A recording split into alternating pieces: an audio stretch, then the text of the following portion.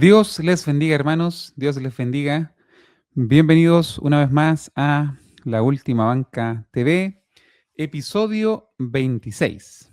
En este episodio también me encuentro con una agradable visita, mi amigo Hans, fundador también de este podcast y con quien no había tenido la oportunidad de hacer programas seguidos hace casi 2 años.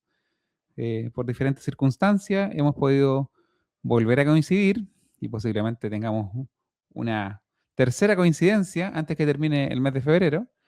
Y después de eso, quizás cuando nos volvamos a ver, no sé, el tiempo lo dirá. Pero en esta ocasión queremos tratar otro tema que involucra contingencia, lo vamos a ir desarrollando en la medida que avance el programa. Bueno, el título es bastante sugerente, de ahí les voy a explicar un poco de dónde viene esa frase tan conocida en el mundo pentecostal. Pero antes de entrar de lleno a lo que es el capítulo pasado, donde hablamos del panorama político actual en Chile, Hans prometió recomendar algunos libros. Al final el programa se extendió tanto que, que los libros no fueron recomendados, así que vamos a partir por eso. Hans va a recomendar los libros que tenía pendientes y luego de eso ya entraríamos en lo que es el capítulo del día de hoy. Justamente, bueno, gracias por la invitación, Daniel, nuevamente estar acá contigo en el podcast. Para mí es un placer poder estar aquí y poder también tener este contacto de amistad que hace tiempo que lo venimos desarrollando. En relación a los libros, efectivamente, por la extensión del programa anterior, y vamos a procurar hacerlo un poco más corto en esta ocasión, se me pasó compartir digamos, un par de libros que yo recomiendo para aprovechar este febrero. La verdad que son libros bastante interesantes. Uno de ellos se llama El síndrome del converso. Lo voy a mostrar acá para que ustedes lo puedan, digamos, ver. Esta es El pensamiento y acción del Frente Amplio chileno. Es un libro que el autor, que es Sergio Pereira, él es profesor de la Universidad de Santiago, tiene una mirada, digamos, de cómo surge el movimiento que hoy día nos gobierna, ¿cierto? De dónde sale, digamos, la figura del presidente Boric, y no solamente él, sino que todos lo que lo acompañan. Y con una mirada distinta, también tengo este otro libro que se llama Los inocentes al poder, de Daniel Mansuy.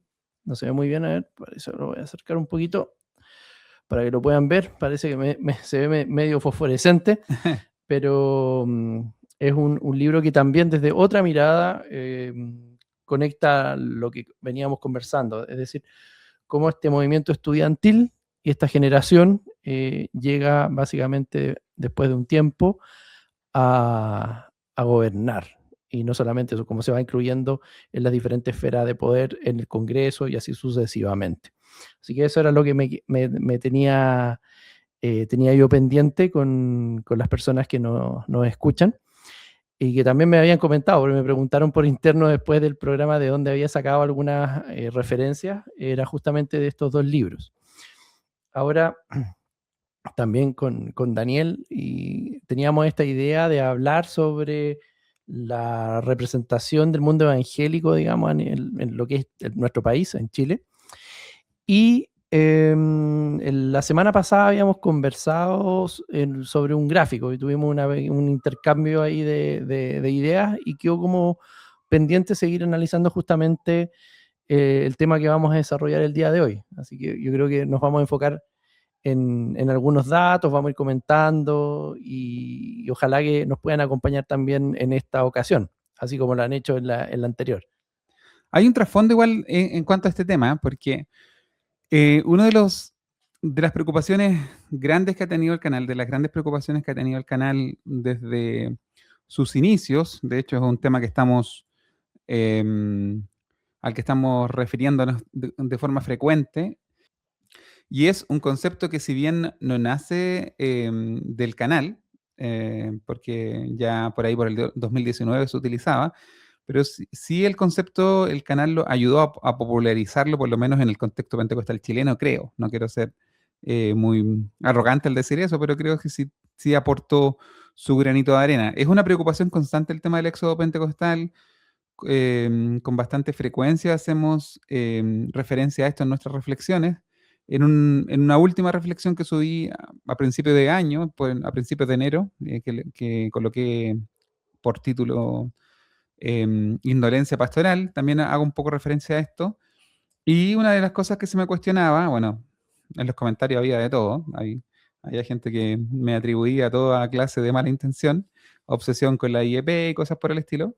Y otros decían que efectivamente sus iglesias crecen en lugar de crecer. Entonces puede que, y la crítica es que posiblemente estaba haciendo un análisis demasiado localista, no sé.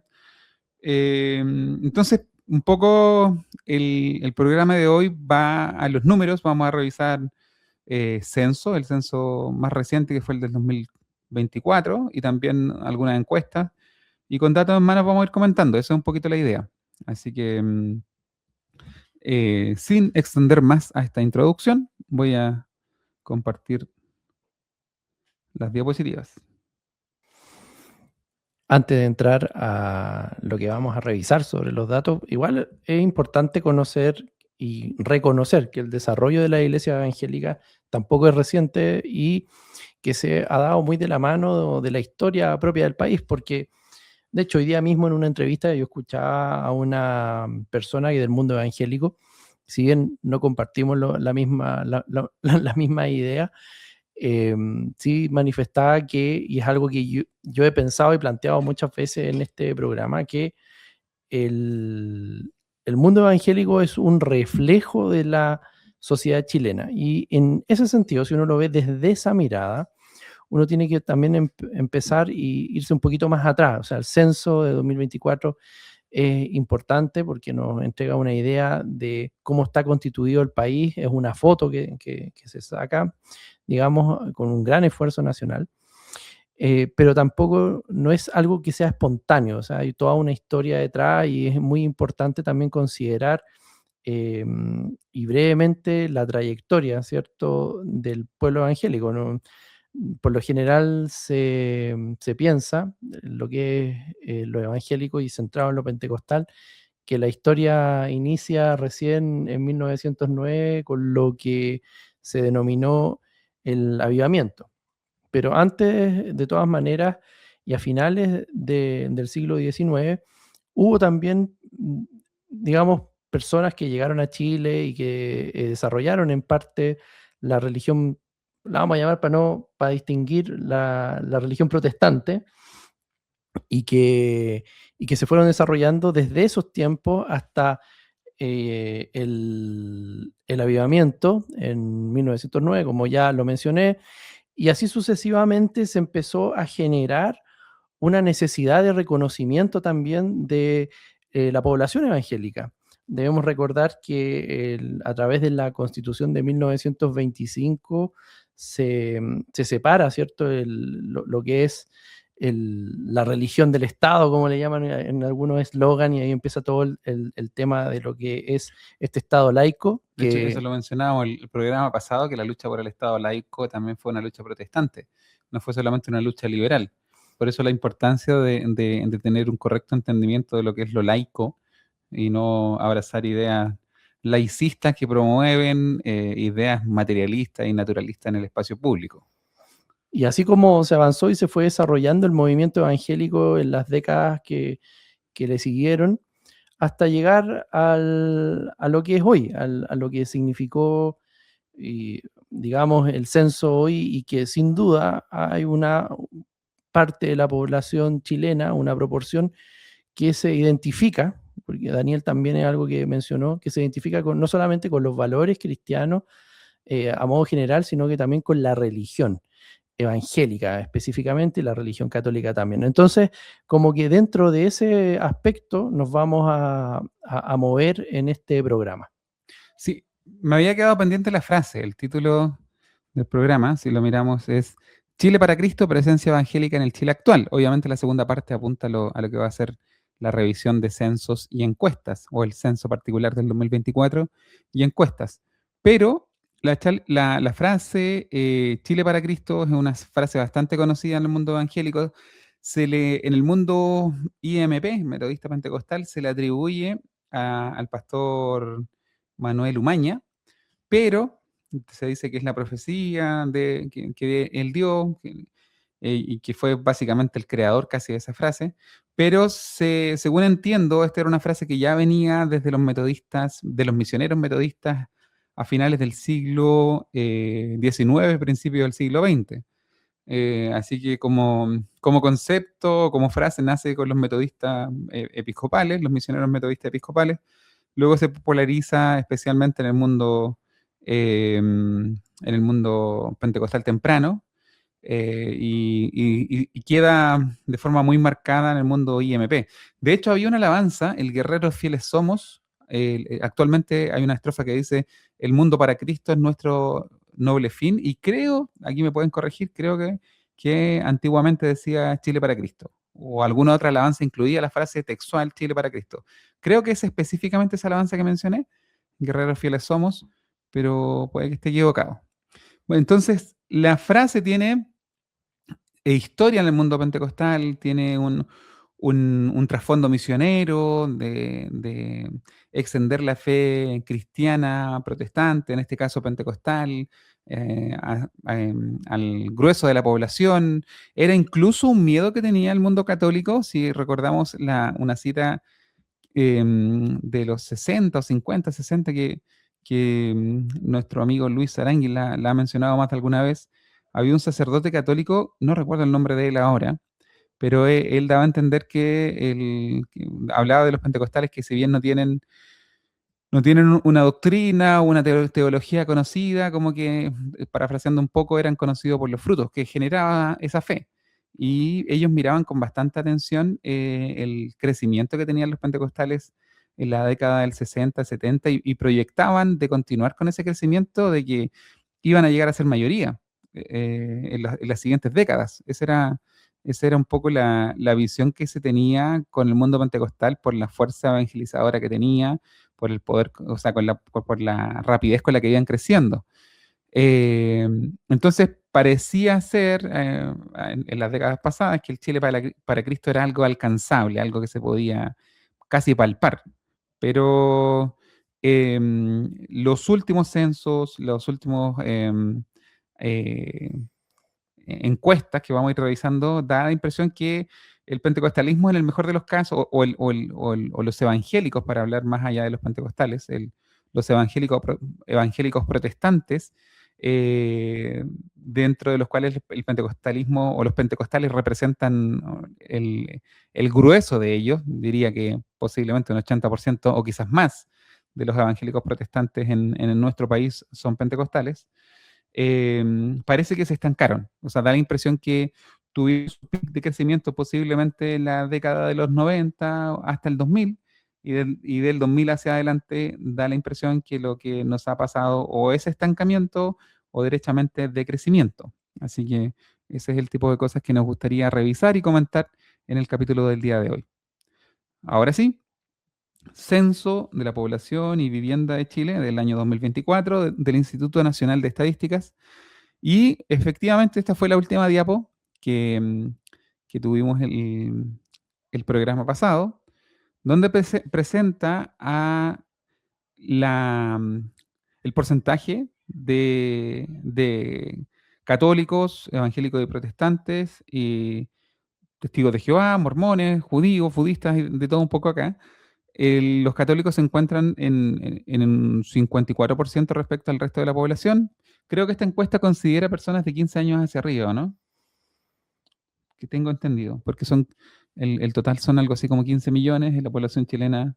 Sí, efectivamente, aquí te corroboro ese dato, de los 15 años o más, Claro, este gráfico. o sea, este censo no considera al grueso de la población, sino que, o sea, al total de la población, sino que está considerando, en este caso, la fe de personas de 15 años en adelante. Dentro de ese grupo específico, los católicos representan un 54%, con más de 8 millones de personas. Los evangélicos están en el 16,3% con casi 2 millones y medio de personas. Y después de ellos creo que no hay otro grande credo que se le acerque siquiera. Hay católicos ortodoxos, musulmanes, casi en el mismo número, cerca de 11.000 personas, 10.000 personas. Los judíos, 28.000, los mormones son 94.000, testigos de Jehová, 121.000, y así. Este otro dato es básicamente lo mismo, pero em, representado por, o sea, el mismo dato de cantidades totales de católicos, evangélicos. Aquí le cambié un poquito, le puse un asterisco ahí porque cambió un poco los nombres. Evangélico y protestante decía la tabla original. La de los mormones decía otra palabra, mucho más larga. Iglesia de los santos de los últimos días. Ortodoxa, católica ortodoxa decía, y testigo de Jehová. Para efectos de claridad de la tabla los coloqué más resumido. Mostraba aquí el detalle de cómo se reparten por región.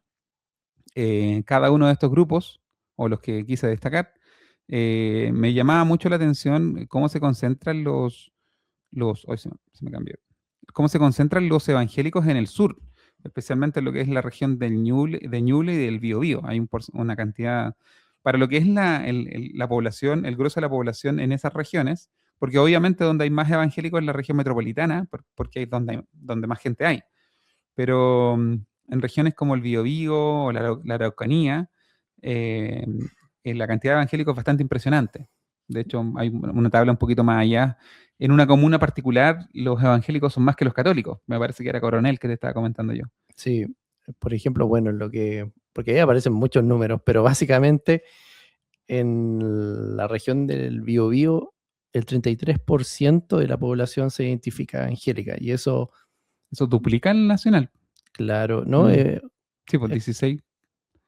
Una de cada 3 personas es evangélica en esa Claro, región, a lo que voy, el 16% a nivel nacional es evangélico, en esa región se duplica casi. efectivamente. Mm.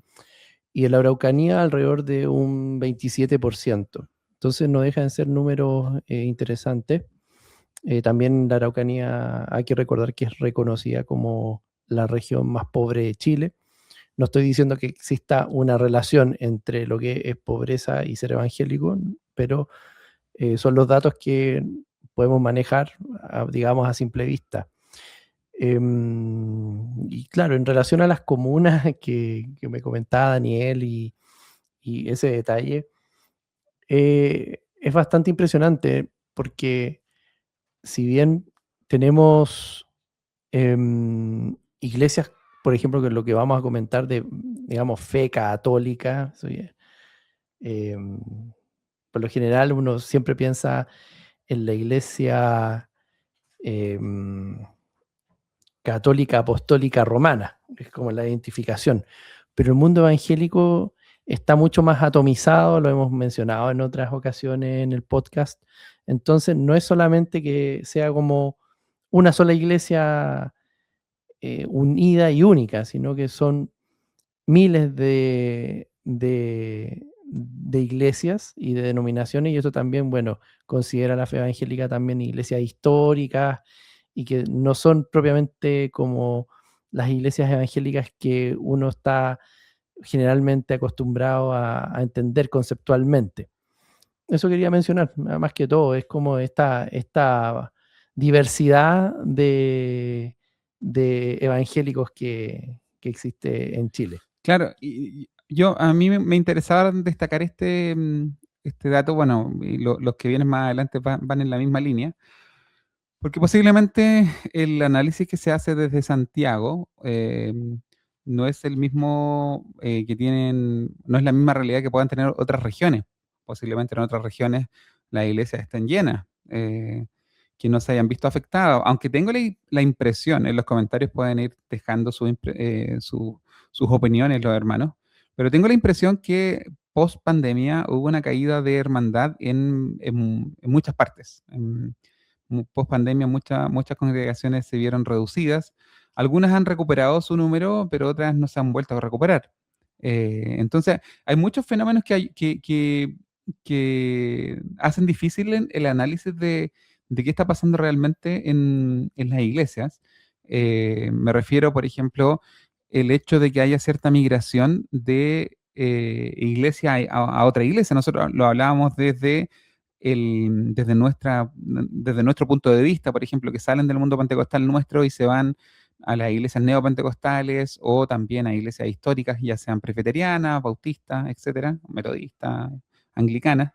Pero también pasa, creo yo, también puede ocurrir que personas lleguen del mundo pentecostal de otra denominación particular, he visto también ese fenómeno, lleguen a nuestras congregaciones y permitan que la congregación mantenga un número relativamente estable. Entonces, ese trasvasije de fieles de una congregación a otra puede ser, o sea, va en la dirección de que perdemos fieles, pero también vamos ganando porque otros se desencantan de otra congregación y llegan a nuestras iglesias también. Entonces, al punto que quiero ir es que el hecho de que no haya de crecimiento, a pesar de que hermanos se van yendo a algunas congregaciones, no necesariamente se debe a que se estén ganando almas de personas inconversas, sino que a veces simplemente se está generando cierto trasvasije. No sé, el fenómeno es mucho más complejo, es multifactorial, pero em, es importante ir viéndolo en detalle, ¿ya? O sea, más que detalle, yo creo que si tú estás hablando de que se cambian de iglesias como para que la gente, en caso de que haya alguien que no entienda cómo funciona el mundo evangélico, es básicamente como quien se cambia de equipo, ¿cierto? Y eso significa que hay captadores que intentan a los que están desalentados, por ejemplo, en una iglesia, llevárselo a la suya. Y eso creo que en el canal lo hemos A veces dicho, no necesitas captadores, sí. claro, ¿no? Y que lo hemos denominado en otra época, cuando yo estaba más activo en el canal, le decíamos que era pescar dentro del bote, digamos así. Y por eso tal vez no se ve, si bien como decía Daniel, no se ve una disminución significativa y dramática de la identificación de la población con la religión evangélica. Sí se mantiene más o menos la proporción de personas que sí lo hacen. Entonces, dentro de todo, no es como vamos a ver más adelante el otro caso que es un poco más dramático. Yo creo que avancemos. Bueno, hay Sí. otro punto importante que lo habíamos mencionado al final para los que tuvieron paciencia, al final del programa anterior, y que tiene que ver un poco con esto, que si ustedes se fijan en la tabla que tiene Daniel ahí, y lo mencionábamos, que la región del Biobío es la que tiene una mayor proporción de personas que se identifican con la religión evangélica, también tiene que ver con algo eh, que, que ocurre ahora a nivel social o a nivel político, que es la aparición del Partido Social Cristiano, que ellos empezaron ahí, son muy fuertes. Daniel hablaba también un poco sobre el génesis de ese partido que viene de un movimiento religioso muy potente que tiene presencia y ha tenido presencia en las universidades también.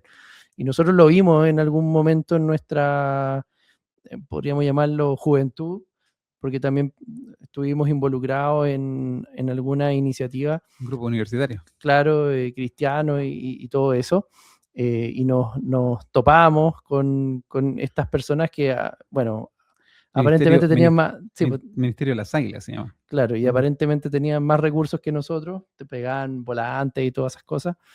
Eh, Así que, bueno, tiene sentido, digamos, que esta alta proporción de personas que se identifican con la religión evangélica en Biobío tenga también el origen justamente del partido y que sea tan fuerte en esa región. Claro. Esto es un poco el detalle, ya el mismo dato que estaba dando por región, pero ahora ya llevado a comunas. Quise destacar como dato, para que lo tengan ahí, todas las comunas que tuvieran más de 30.000 evangélicos, las dejé. De 30.000 hacia arriba, dejé todas las comunas que estaban ahí. Tenemos varias de Santiago, tenemos la misma comuna de Santiago, La Florida, La Pintana, Maipú, Pudahuel, Quilicura, Puente Alto, San Bernardo. San Bernardo es la comuna a la que pertenezco yo. Puente Alto es la que tiene mayor número de evangélicos a nivel nacional. La comuna con más evangélicos. En el sur también tenemos disculpen, se me fue. La comuna de Temuco, con, con 60, más de 60.000 evangélicos, y la que me llamaba mucho la atención, que le comentaba Hans, es Coronel. Coronel tiene 54.000 evangélicos y tiene más que católicos, o sea, tiene más del doble que católicos en esa comuna, y eso es un fenómeno bastante particular, porque los evangélicos casi en ninguna comuna eh, sobrepasa el número de católicos, pero Coronel no solamente lo sobrepasa, sino que más que lo duplica, o sea, son más del doble. Entonces me llamaba bastante la atención. Esta diversidad que hay en cuanto a la distribución de los evangélicos por comuna puede que nos haga tener ciertos sesgos a la hora de analizar fenómenos como lo que hemos denominado el éxodo pentecostal. No digo que los sesgos solamente lo tengan las personas que no les gusta el análisis de la última banca y que en realidad no estamos perdiendo gente, al contrario, están llegando nuevos conversos y la iglesia sigue creciendo y la esperanza del Chile para Cristo está intacta. Puede que alguno piense así y gloria al Señor sea así, pero puede que estén un poquito predispuestos o con cierta predisposición a tener una visión más exitista por la realidad de su comuna o su región, ¿ya? Pero yo soy de la idea, más que nada por los números a nivel nacional, soy de la idea que el número de evangélicos en el mejor de los casos se ha estancado y que en las generaciones más jóvenes ha ido disminuyendo ya no solamente la fe evangélica, sino que la fe en general. Es un poquito la idea que tengo yo. Bueno, a la luz de lo que está mostrando en la tabla, si tú quieres pescar dentro del bote, Coronel sería un buen punto para empezar. Ya, ahora quiero hacer o sea, quiero hacer un punto ahí, porque no solamente está el que pesca dentro del bote, sino que el que regala peces también, utilizando la misma ilustración. O sea, hay gente que también ayuda a que eh, personas se vayan de sus congregaciones. O sea, no solamente la culpa del que le abre la puerta del corral a los que están saliendo de corral ajeno, sino también hay personas que son bastante activas en perder con hermandad. Hay que reconocer eso también. Avanzamos. La siguiente diapo, un poquito más general, un poco muestra la proporción de hombres y mujeres. Esta diapo sí no sirve tanto para un análisis detallado por el hecho de que no especifica por religión. Estas son las personas que tienen una fe religiosa, ya sea esta católica, evangélica o cualquiera de las otras mencionadas. Del total de los censados, que eran como 15 millones, cerca de 3.900.000, algo así, se confiesan que no tienen religión o son derechamente ateos, creo, una cosa así. Y del resto, que son 11 millones, 5 millones son hombres y 6 millones son mujeres. Básicamente en cada región las mujeres tienen un mayor número, las mujeres creyentes, ya sea en religiones de origen cristiano u de otro origen, las mujeres tienen mayoría por sobre los hombres. Esto un poquito tiene sentido porque las mujeres representan un porcentaje mayor también de la población, me parece, ¿no? Las mujeres tienden siempre a ser un poquito más que los hombres. Por lo menos en Chile sí. Otro dato, y este sería el último que estamos tomando del censo, es el número de creyentes también por rango etario. Aquí un poquito también no es tan útil esta tabla en el grueso porque no nos permite diferenciar el fenómeno por, em, por credo religioso ni también por una comparativa con los no creyentes. Ese dato hubiese estado interesante.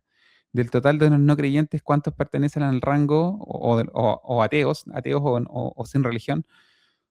¿Cuántos pertenecen al rango del 15 a los 29, del 30 a los 44, del 45 a los 64? Aparentemente los creyentes están concentrados en el rango etario más alto, del 45 al 64, y mientras más jóvenes son, disminuyen los números, pero eh, así el dato crudo no es tan útil para tener una mejor imagen de lo que está pasando a nivel generacional, si no tenemos también el número de los no creyentes. Y eso no estaba por lo menos en el documento que tuve yo a disposición.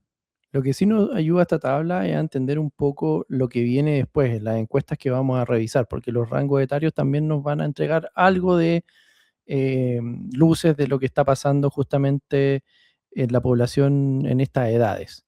Claro, de hecho, de las 3 encuestas que vamos a revisar, 2 de ellas se centran en, de hecho, las 2 primeras. Vamos a revisar una encuesta del 2022, otra del 2024 y otra del 2025. Y las 2 primeras se centran en el rango etario de los 15 a los 29. Y la última ya es un poquito más general. O sea, así que avancemos. Pasamos entonces a la primera encuesta. La 10ª encuesta nacional de juventudes del 2022, del Ministerio de Desarrollo Social y Familia. Esto, una descripción general, que es esta encuesta, es una medición estadística representativa realizada por el Instituto Nacional de Juventud, el INJUV, de Chile, para conocer las condiciones de vida, actividades y experiencias de los jóvenes de 15 a 29 años, precisamente ese rango etario, en todo el país. Cubre temas como política, empleo, educación, salud sexual, mental, violencia, etcétera, etcétera, etcétera. El diseño es un muestreo probabilístico. La cobertura incluye a jóvenes de todas las regiones del país, en áreas urbanas y rurales. Se realizó entre diciembre del 2021 y mayo del 2022. Fue una entrevista presencial en hogares, ese fue el método. Y el total de los encuestados fue casi de 10.000. En este caso, el muestreo es bastante mayor ante las otras 2 encuestas que vamos a comentar. Y como les decía, está enfocada en el rango etario de los 15 a los 29 años. ¿Ya? El dato que tenemos de esta encuesta es esto. Para las personas, para los jóvenes en este rango etario, la identificación religiosa ha ido cayendo de forma estrepitosa en ese rango etario. Si lo consideramos del 94 en adelante, tuvo su pic, el pic de la identificación religiosa justo en el año 2000. Hablábamos con Hans antes de ponernos a grabar, que puede estar muy de la mano con lo que fue em, el foco evangelístico, sobre todo en el mundo pentecostal, muy ligado a la idea dispensacionalista. El foco evangelístico en lo que era el retorno de Cristo. Yo soy de ese tiempo, recuerdo que gran parte de las predicaciones previo al 2000 se centraban en el inminente retorno de Cristo. Eso le dio una fuerza diferente a la evangelización y alcanzó su pico máximo, creo yo, cuando nos acercábamos a esa fecha. Luego del 2000, por lo menos el énfasis de las predicaciones centradas en el retorno de Cristo fue bajando, y fue cayendo de forma bastante marcada. Puede que esto es una simple, eh, un simple análisis mío. Puede que la baja luego del 2000 esté relacionada con eso, que los jóvenes ya no estuvieron expuestos a una predicación, o sobre todo en el mundo pentecostal. Entiendo yo que este fenómeno no explica, o este factor no explica todo el fenómeno, pero puede que llegue a estar relacionado un poquito con eso.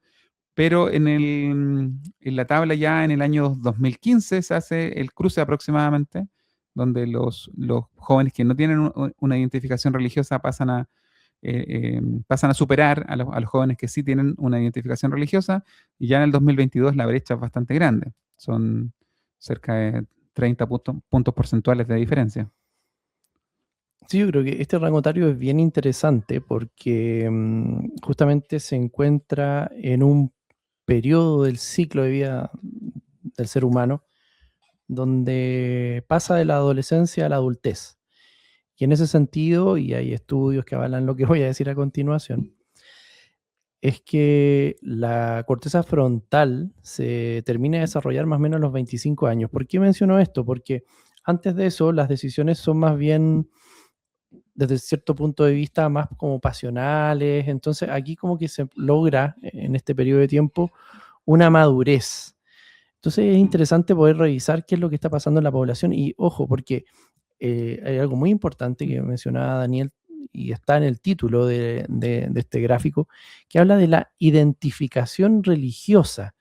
Es decir, cómo una persona, un ser humano, adhiere a una serie de creencias y las adopta dentro de su identidad. Pasa a ser entonces esta persona no solamente como un adherente, sino que se identifica con la religión. Y eso es importante. Aquí hay que ver, y siempre creo, y sobre todo en el último tiempo, he dedicado mucho a pensar en esto, en lo que es el ser humano, en lo que significa la persona. Y con eso conlleva también las decisiones que esa persona va tomando. Cuando vemos este tipo de gráfico y lo vemos a nivel macro, a nivel de sociedad, nos vamos dando cuenta que hay un grupo importante y significativo, por cierto, de la sociedad que a medida que va pasando el tiempo desde la década del 90, y dice 94, hasta ya el 2022, va perdiendo esa identificación, ya no se identifica con una religión. Entonces no está, digamos, adhiriendo a los valores que la religión, cualquiera que sea, porque esto es como amplio, le pueda entregar. Y eso significa también, entonces, de dónde vienen esos valores que están tomando la sociedad. Entonces, en el programa pasado, justamente también hablábamos sobre lo que es esta crisis moral que ha sido denunciada a través de varias voces y de varios espacios. Y creo que en parte esto nos entrega como una idea de que la identificación con una religión sí es importante para el desarrollo de una sociedad. Aquí hablamos, cuando hablamos de religión, y Daniel también lo mencionó anteriormente, por lo general está como esta concepción judeo-cristiana de la religión, donde están los católicos y los evangélicos, los protestantes. Entonces, en algún grado, a medida que pierde terreno esta identificación religiosa, también va perdiendo terreno justamente em, la oportunidad, por así decirlo, de llamar a las personas que comparten el mismo ideal, en este caso más o menos los mismos valores cristianos, judeo-cristianos, que es algo que hoy día escuchaba mucho también en la entrevista de la mañana, en una entrevista en la mañana, con lo que está pasando a nivel social. ¿Por qué no se puede hacer ese análisis? Más allá de, obviamente, de dónde viene esto que mencionaba inicialmente, de la persona. Una cosa es la identificación personal, ¿cierto? El otro son estos datos que estamos viendo, que ya los mencionamos, ¿cierto? Pero aquí hay una transformación social importante, pero si nosotros vemos todas las críticas que se realizan hoy en día a los modelos económicos, a los modelos políticos, a los mismos modelos sociales, vemos que existe un individualismo y que hoy en día, a pesar de que muchos y de varios sectores también hablan de, por ejemplo, los derechos humanos, no hay una identificación, por lo menos desde el punto de vista de la religión evangélica o de los evangélicos pentecostales, no existe esa reflexión y esa definición de qué es lo que es una persona para, por ejemplo, una iglesia evangélica. Eso, por lo menos en el tiempo que yo estuve activando fuertemente dentro del movimiento pentecostal, nunca escuché algo así. Y eso te creo que también tiene que ver, sumado también a otros factores, como por ejemplo este desaliento que también ha mostrado la sociedad por las instituciones. Lo hablábamos Mm. también en el programa anterior, pero no lo tocábamos desde esta perspectiva, sobre estas voces que no son legítimas hoy en día en la sociedad. Por ejemplo, la voz de la Iglesia Católica, que antiguamente era muy escuchada y seguía y tenía un impacto muy importante, hoy en día aparentemente no tiene un impacto y solamente, y si es que lo tiene, es a un grupo de personas reducido de la población. Y los evangélicos ni hablar. Entonces, a lo que voy con esto, estos fenómenos, estos números que estamos mostrando, representan no solamente lo que es el país, sino que también representa lo que son las preferencias y la identificación, que ese tema es muy profundo, de las personas con ciertas ideas y credos que están en nuestra sociedad. Entonces, creo yo que independiente de lo que ahora estamos viendo, es este, este llamado a que nosotros podamos reflexionar también de qué es un cristiano hoy? El cristiano es una persona, ya. Entonces, ¿qué es una persona hoy, por ejemplo, en la iglesia donde ustedes están sirviendo? Todas esas cosas, creo yo, que también aportan al éxodo pentecostal, porque como Daniel decía, hay personas que, hermanos, pastores, lo que sea, autoridades de una iglesia, que básicamente le abren la puerta y le dicen a la gente amablemente, o a veces no tan amablemente, que se vayan a otro lado. Y, y, y no toman en consideración que eh, en el vocablo evangélico se habla de las almas. Se fue un alma, se fue una persona, pero aparentemente el concepto de persona, y vuelvo a esto, no está definido. Entonces, si no sabemos qué es lo que es un cristiano, qué es lo que es una persona cristiana, menos nos va a interesar entonces qué es lo que es un grupo pentecostal o una iglesia.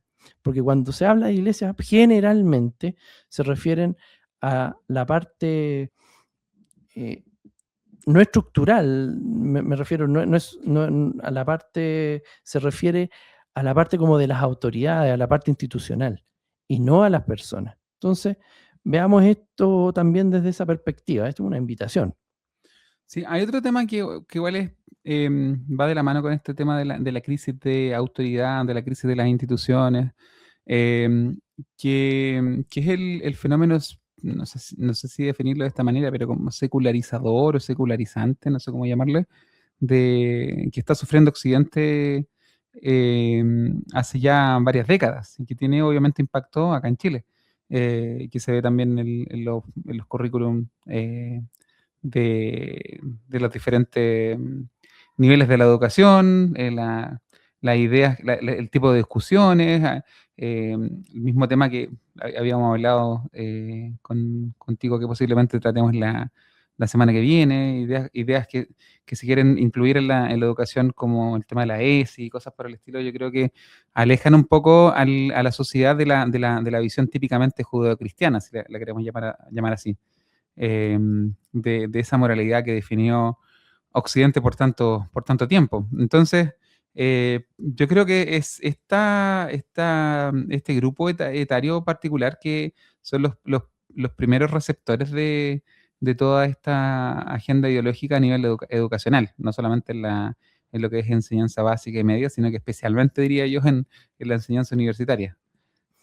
Sí, no, y qué bueno ese punto, porque si tú te fijas, más o menos se podría de alguna forma buscar los nexos, pero creo que también en los espacios universitarios específicamente, o de la educación superior a modo general, y hoy en día se replica casi transversalmente a la hora de hablar de Dios o alguien se identifica, ni siquiera digo uno que diga, oye, yo soy cristiano o soy evangélico o soy católico, sino que hay ciertos espacios que donde antes se podía nombrar a Dios, así como esta entidad, hoy en día no. Sobre todo en la parte de, como lo mencioné, en la educación superior. Entonces, como que la palabra Dios no tiene cabida en, por ejemplo, la educación superior, y creo que justamente si uno ve los números acá, corresponde al, al mayor ingreso proporcional en los años, ¿cierto?, de personas que tuvieron acceso justamente a la educación superior. Entonces, a medida, llamarlo de alguna manera, y esta es una tesis que se puede corroborar, ¿cierto? Está abierta y pueden ahí seguramente en los comentarios eh, mencionarlo, buscarlo y hacernos ver y complementar lo que voy a decir, que justamente a medida que las personas, la población fue entrando a la universidad, se fue volviendo tabú hablar de Dios o de la concepción de una deidad judeo-cristiana dentro de ese espacio. Y tiene que ver también con la de la ideología en la cual hoy día, digamos, la juventud está expuesta. Yo creo que va muy de la mano con esta idea también de lo que es lo laico, porque vuelvo al punto que ya mencioné antes, yo creo que se ha promovido por un tiempo largo ya la idea de que en el espacio público tiene que existir neutralidad, cosa que yo no creo. Yo creo que la neutralidad en el espacio público no existe, pero esa neutralidad es precisamente una visión naturalista de la vida, una visión materialista. Yo creo que el laicismo básicamente es eso, la idea de que en el espacio público no pueden existir ideas religiosas, sino que tiene que haber neutralidad, y esa neutralidad no es otra cosa que una visión materialista y naturalista de la vida. Entonces, esa es una idea que se tiene que atacar, que se tiene que luchar, que se tiene que resistir y que se tiene que contrarrestar, porque vuelvo al punto que ya he repetido varias veces, pero lo laico tiene sentido cuando las diferentes expresiones religiosas, las diferentes identidades religiosas tienen un libre ejercicio en el espacio público. ¿Sí? Ahí es donde se tiene que generar el diálogo. Si el Estado laico solamente arrincona, por decirlo así, a las diferentes expresiones de fe al espacio privado, no tiene ningún sentido esta discusión. Eh, lo laico tiene sentido cuando compartimos en el espacio público diferentes personas con diferentes visiones religiosas. Hasta cierto punto yo creo que esta visión materialista y naturalista de la vida es una expresión más de la religiosidad humana, obviamente en un plano más secular, pero tiene todos los elementos de las religiones clásicas. Eso, avanzamos a la siguiente diapo. Esto es la participación de los jóvenes en diferentes organizaciones. Las iglesias o organizaciones religiosas siguen siendo un porcentaje importante dentro de lo que gastan el tiempo los jóvenes, junto con las comunidades virtuales, los clubes deportivos que parece que llevan ahí la delantera. Em, y también una de las cosas que le comentaba a Hans cuando veía este gráfico era, me llamaba la atención cómo ha disminuido la participación en movimientos como eran los scouts. Me acuerdo cuando yo era estudiante de básica y de media, tenía varios compañeros que participaban en estos grupos, pero producto también de la crisis moral que vive la sociedad en general, ha aumentado la desconfianza, y el aumento de la desconfianza hace que los padres vean como poco seguro confiar a sus hijos, a personas que no conocen, porque se necesita de confianza para precisamente entregar a los niños a participar en grupos como los Scouts. Justamente, ¿no? Y otro tema que me llama la atención, por ejemplo, es que hay mucho participación, por ejemplo, en club deportivo, en barra de fútbol, y otro tipo de organizaciones, y en lo que es la política, que es básicamente donde reside el poder, donde estas personas que tienen 15, 16, 20, hasta los 29 años, reciben poder, tienen muy poca representación, muy poca participación, perdón. Entonces, y justamente si lo vemos, empieza en el 2006, nosotros en el programa anterior también hablábamos justamente como de ese año de inicio, hablábamos del 2011. Solamente hay un aumento entre el 2006 y el 2022 de un 0,3% de estos espacios. Es decir, cada vez que salía, y aquí voy a hacer una crítica justamente a algún sector de la izquierda que habla mucho de democracia, cuando decían vamos a ampliar la democracia, en realidad no lo lograron, fue un fracaso completo. Y lo que lograron fue solamente un espejismo de lo que ellos querían hacer, más que todo generaron división y confusión. Ya lo mencionábamos también en el capítulo anterior sobre lo que ocurrió con el fin del binominal y el acceso, ¿cierto?, de múltiples partidos, por ejemplo, a la Cámara de Diputados. Entonces, la juventud prefiere hacer otro tipo de actividades y se siente cómodo haciendo ese tipo teniendo ese tipo de participación. Y no deja de ser interesante. Avanzamos entonces a la segunda encuesta. Esta se llama, la lleva a cabo Feedback Research, es la 16ª encuesta sobre participación de jóvenes y consumo de medios. Me parece que está patrocinada por la Diego Portales o del Desarrollo. Diego Portales, Dice UDP. claro. ¿Qué es esta encuesta entonces? Esta encuesta es sobre participación de jóvenes y consumo de medios. Es un sondeo de opinión pública aplicado anualmente desde el 2009 por el Centro de Investigación en Comunicación, Literatura y Observación Social de la UDP, en conjunto con Feedback Research. ¿Ya? su muestra en este caso, el grupo objetivo eran personas jóvenes de 18 a 29 años, como la encuesta pasada. La muestra es menor que la encuesta pasada, es de 1.000 casos. Y también bueno, en este caso se enfocaron en algunas regiones, el Metropolitana, Valparaíso y Biobío, y principalmente las áreas urbanas. Así que tiene ese sesgo en comparación a la encuesta anterior que estaba en todas las regiones y parece que tenía áreas urbanas y también rurales. Se realizó esta encuesta en diciembre del 2024. Y el dato útil de esta encuesta es este gráfico, dice en una escala de 0 a 10, donde 0 significa que no se identifica con una religión, este mismo grupo etario de 18, era 18 en este caso, 18 a 29.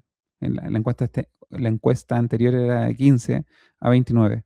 Y 10 se identifica completamente con una religión, ¿dónde se ubicaría usted? Aquí vemos que hay un 24% que se ubica de 0 a 3 en esta escala de 10.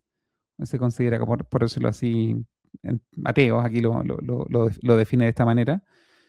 Hay un 31% que se ubica de 4 a 6 en la identificación con una religión, y hay un 43% que va de 7 a 10, em, donde el mayor porcentaje se encuentra al medio de la identificación religiosa. Se identifica em, que, que sería como, ¿cómo se podría definir esto? No son necesariamente no creyentes, pero posiblemente son creyentes sin afiliación religiosa clara. Es que volvemos a lo que veníamos conversando, por eso también el concepto anterior que estábamos revisando sobre cómo me identifico. O sea, a ver, me presentan una religión y yo tengo una idea de qué es esa religión. Entonces yo me puedo identificar con ella o no.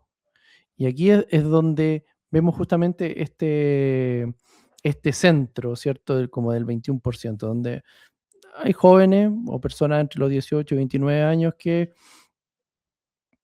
no se sienten identificados o parcialmente identificados con las religiones que se les presentan, que puede ser, como ya veníamos hablando, varias, pueden ser varias, principalmente, ¿cierto?, la católica y la evangélica.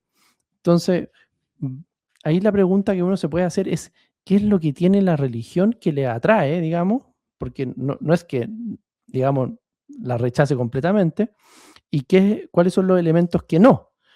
Entonces, ahí yo creo que hay un zoom y uno se puede hacer alguna idea, ¿cierto? Por ejemplo, no sé, en el caso de las personas que tienen una disciplina y ejercen una disciplina religiosa, que y por lo general también, y esto Daniel lo ha defendido a brazo partido, el tema de que el concepto de ser religioso no necesariamente significa ser una especie de persona indolente. Es que en el mundo cristiano han tomado por moda utilizar la palabra religioso como algo, como sinónimo de fariseo, una cosa así. Viene como del mundo neopenta, a mí me carga eso. Los religiosos hablan, pero eh, no, o sea, el que tiene una religión puntual, que tiene una fe puntual, que tiene una confesionalidad puntual. ¿No? Desde un tiempo a esta parte se ha utilizado lo religioso casi como una arma arrojadiza para tratarte de fariseo o de cura gatica, no sé. Pero yo me caso muy poco con eso, de hecho me genera rechazo. No, y la idea también de tratar a una persona de religiosa proviene de invalidar el argumento que está esgrimiendo una persona cuando hay una discusión, digamos, bueno, con altura de miras, que muchas veces eso en los círculos evangélicos no se da, pero cuando existe y la persona se siente un poco atrapada, sale con el tema de, lo que pasa es que ustedes son religiosos, o una persona de afuera, por ejemplo, esto que nosotros nombramos, por ejemplo, en el capítulo anterior, de estos que son parte de la religión woke, de la religión progresista, que apuntan, por ejemplo, a los católicos de Pechoño, a los evangélicos de Canuto, y los tratan de, de alguna forma invalidar el punto que se está discutiendo, y lo llevan justamente al grupo o a la persona, a lo que cree la persona. Bueno, aquí volviendo un poco a lo que yo les comentaba, este 21%, esto que está al centro, ¿qué, qué sensación tendrán frente a lo que es una religión. Porque también religión significa disciplina y significa entrega, hay todo un concepto detrás. El ejercicio de la religión implica, ¿cierto? Someterse y adherirse a ciertas normas, y tal vez hay algunas normas que no les parecen bien, que no les gustan, y quedan ahí al medio. Y también mencionábamos con Daniel el hecho de que si uno ve los extremos son muy parecidos. Un 11% es ateo aparentemente, em, ateo confeso, y por otro lado tenemos un 12% que es un religioso piadoso, podríamos llamarlo. Mm. Sí, posiblemente el rechazo ya fuera del mundo evangélico actual, donde lo religioso es algo así como ser fariseo, fuera de la iglesia posiblemente también lo religioso está muy asociado como a abrazar un dogma rígido. Y eso puede que sea lo que genere un poco rechazo con que se le identifique como religioso. Pero creo yo que el tener una fe religiosa, pues, llamémosla de alguna manera, es algo casi inherente del ser humano o la idea de tener algo que adoremos o tener ídolos. Yo creo que el, el ser humano por naturaleza va generando este tipo de interacciones. Yo creo que está en la génesis misma de la naturaleza humana, el abrazar o buscar cosas que le den significado a la vida y que a la vez también den cierta trascendencia a la existencia humana. Creo que es imposible que nos separemos de esa parte de nuestra esencia. Y ahí un poquito para retomar, porque ¿son las iglesias evangélicas dogmáticas? Sí. ¿Son las iglesias evangélicas pentecostales en muchos grados rígidas? También, ¿o no? Sí. Entonces aquí la pregunta es, ¿qué tiene de malo que una persona se identifique, por ejemplo, con un tipo de religión dogmática y que sea rígida? Eso es Yo, un yo creo que el tema. problema es dónde está la rigidez. A veces siento yo que la rigidez en el mundo pentecostal vienen cosas que debiesen ser mucho más, o sea, que son de segundo orden o incluso tercero o cuarto orden.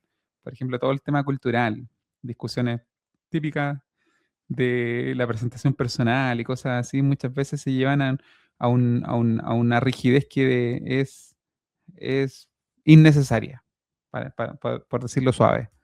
Yo creo que la rigidez en el cristianismo tiene que venir a nivel de las doctrinas que le dan fundamento a la fe cristiana. Lo que siempre digo, divinidad de Cristo, nacimiento virginal, resurrección, Trinidad y su segunda venida son como parte de la, de las doctrinas intransables, por llamarlo de alguna manera. Entonces, esa tiene que ser rígida, esa es la mano cerrada, pero hay una mano abierta que son otras áreas de la expresión eh, de fe del creyente, y muchas de ellas culturales, a las cuales muchas veces las iglesias pentecostales, sobre todo, las colocan, les dan una importancia que no tienen. Y eso a veces quizás hace el servir al Señor una carga, o sea, se hace gravoso. No, yo te entiendo. Y me sumo también en parte a esa visión. Por ejemplo, pero uno en la calle, ¿cómo identifica un evangélico pentecostal de estas iglesias clásicas? ¿Cómo lo hace? Mira, te cuento una historia. Te cuento una historia para hacer un poquito más llevadero el programa, pero sé de un pastor que hizo esto y me da risa contarlo porque al pastor yo lo encuentro un poquito vende humo, para decirlo en simple, que él estaba llegando a un pueblito puntual y le fue a hablar a una hermana que vendía en un mercadito del pueblo puntual. Y llegó con esta retórica, le dijo, el Espíritu de Dios, que le había dicho que ella era una sierva del Señor y que le fuera a hablar y todo. Al final se la ganó, parece que la hermana se congregó con él un tiempo. Pero la hermana tenía un moño pentecostal, no se pintaba, no tenía aro, tenía una falda pentecostal. Entonces era tirar y abrazarse, po. O sea, yo lo pude haber visto a kilómetros y también hubiese sabido que era una hermana pentecostal. De hecho, yo he tenido conversaciones en transporte público, en el tren. De hecho, hace poco me puse a conversar con una abuelita que era a ver a mi tía. Era calcado, era un moñito pentecostal, era a ver a mi tía. Entonces yo simplemente abrí la conversación diciendo dónde se congrega. Y ahí empezamos a hablar y hablamos todo el viaje, pero no necesité ninguna parafernalia de que el Espíritu Santo me había... Entonces, eso responde un poco a tu pregunta. En la presentación personal, sobre todo los pentecostales más antiguos, eh, se identifican con facilidad. Sí, pero también hay otro componente que tiene que ver con el censo, tiene que ver con un poco de historia de Chile y todo eso, que al final, a ver, Chile era un país pobre, era un país, eh, y todo el contexto pentecostal se da también en esos espacios socioeconómicos, y en este caso tú mencionas la corbata, que es un elemento que también si lo vemos desde cierto punto de vista político, el presidente Boric hizo un statement al no usarla y resistirse a eso. Y hoy en día incluso uno puede abrir el periódico, yo regularmente leo el Mercurio y hay cartas que agradecen que vuelva la corbata, sin ser pentecostal, ojo, porque le dan como ese estatus, esa como seriedad, un cargo, etcétera, y se identifica, ¿cierto?, también ese orden.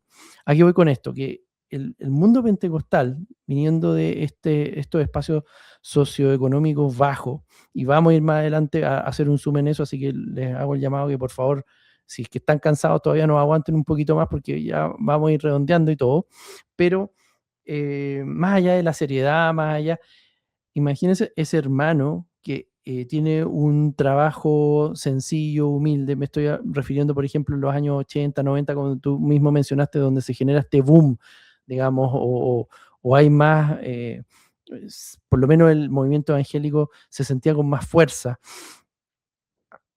Y ese hermano que termina su jornada laboral, que por lo general no eran white collar, como le llaman, white collar, sino que son oficios más de Más que trabajo, trabajo de oficina. claro, por supuesto, y llegaba, se preparaba y se colocaba una camisa como la que tenemos hoy y se pone una corbata. No era solamente el hecho de ir presentable a la casa de Dios, como cuando también en algún grado le presentan a los hermanos jóvenes que se dejan barba, que José fue afeitado para presentarse delante de Faraón, cosas así como con solemnidad, sino que es un elemento del cambio de ropa, es también un elemento de bienvenida, de ser uniforme y le entrega dignidad a ese hermano, porque ya no es, no sé, pues, ya no es el Luchito el que está trabajando, no sé, pues, de gaffiter, sin desmerecer, sino que ahora le entrega otro espacio, ahora es un predicador, ahora es un oficial, ahora es una autoridad dentro de la iglesia. Entonces, ese, esa identidad, tal vez no estamos yendo un poco de lo que dice el gráfico, pero tiene que ver también en cómo se entiende esta identidad en el caso pentecostal y de dónde viene también la importancia de esta rigidez que tú decías que son como superficiales, pero es parte también de la identidad pentecostal. Lo que yo lamento, y lo mencioné anteriormente, es que esa parte de la identidad pentecostal queda eh, expuesta, por así decirlo, en elementos que son, no son el elemento profundo de lo que es un ser humano, sino que es un hermano en la medida que demuestra ser hermano. Es cristiano en la medida que demuestra ser cristiano. Me mostraste tú un blog de un hermano que decía, estoy como cansado de dar muestras de blancura o cosas así. Claro, esa es la parte, podríamos decir, que conlleva un aspecto negativo de lo que es la rigidez y uno lo mezcla y lo trata de identificar como ese ámbito religioso negativo. Pero por otro lado, quiero yo también resaltar lo otro, que es esa entrega de diferenciación, ese hermano dentro de la congregación o esa hermana dentro de esa congregación es alguien, y porque es alguien usa este elemento distintivo que lo reviste de seriedad y lo lleva, ¿cierto?, ahora a ser reconocido como tal. Entonces, ahí también creo yo que se podría explorar justamente lo que yo les comentaba.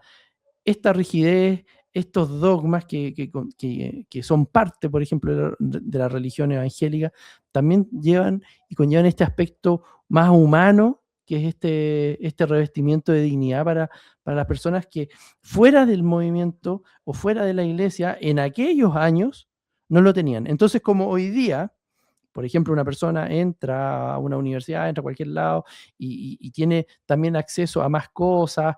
Ya no es, digamos, Chile el país tan pobre como era anteriormente, donde para conseguir una prenda de vestir costaba mucho, etcétera. Y para la gente que es como más millennial, pueden ver seguramente o ya han visto esta serie de los 80 donde se puede ver efectivamente cómo era, o una radiografía o una visión de eso. Ahí uno puede llegar y tratar de interpretar esta situación a la luz de lo que estamos ahora conversando, de la identidad, cómo yo me identifico con la religión, dónde me siento, soy religioso, eso es malo, eso es bueno. No necesariamente es malo o bueno, solamente que hay que entenderlo. ¿Por qué lo presento de esta forma? Porque hay un 21% de acuerdo a esta encuesta que seguramente adhiere, por ejemplo, a algunos conceptos o entiende más o menos qué es lo que es la religión, por ejemplo, evangélica, pero hay cosas que no le gustan, entonces Claro, como no que se echa estaría para atrás. dispuesto, por ejemplo, a salir a predicar a la calle, cosas por el O estilo. ponerse una corbata. Ponerse una corbata. Pero Claro. lo curioso es que hay personas que están justamente dentro de este mundo, o que han sido expuestos a este mundo, que han sido criados en este mundo, que justamente rechazan estos elementos. ¿Por qué? Porque creo yo que no hay no hay una identidad firme de lo que es un cristiano pentecostal, por ejemplo, algo que ya hemos discutido en otros programas hace mucho tiempo atrás. Así es. Avanzamos entonces a la última encuesta, que es la encuesta nacional bicentenario de la Universidad Católica del año 2025. Esta encuesta es un estudio cuantitativo y de carácter nacional que se realiza cada año para medir percepciones, valores, expectativas y otros temas sociales de la población chilena adulta. Es elaborada por el Centro de Políticas Públicas y el Instituto de Sociología de la Pontificia Universidad Católica de Chile. Voy rápido acá. Es un estudio basado en entrevistas personales. El diseño de muestreo es una muestra probabilística estratificada en varias etapas de la selección aleatoria, diseñada para representar la población adulta mayor a 18 años. Se realizó esta encuesta entre el 6 de agosto y el 29 de septiembre del año pasado, 2025, y el número, la muestra total, fue de 1.611 personas, ¿ya? Y se realizó en zonas principalmente urbanas del país, ¿ya? Entonces, a la pregunta, este es posiblemente el gráfico que más se relaciona con la pregunta inicial o con el título del episodio de hoy, Chile para Cristo.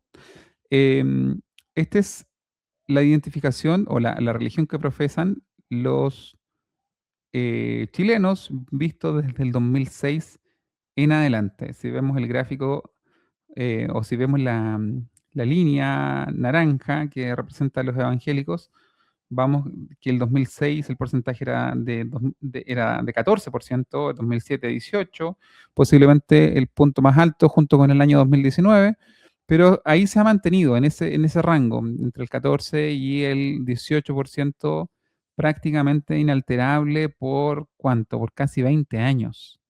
Por eso hablamos de un estancamiento. Más allá de los análisis que uno puede hacer por región, por comuna particular, de que mi iglesia crece o no crece, yo creo que este dato es bastante decidor de lo que ha sido el desarrollo de, de los evangélicos los últimos 20 años. Eh, y por otro lado, la fe católica ha tenido una drástica caída en los mismos 20 años, del 70% al 44%, con unos 26 puntos porcentuales.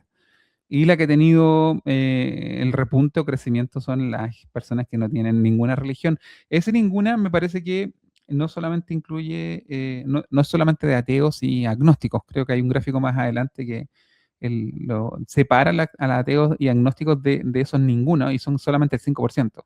pero igual es un porcentaje bastante alto. Hans.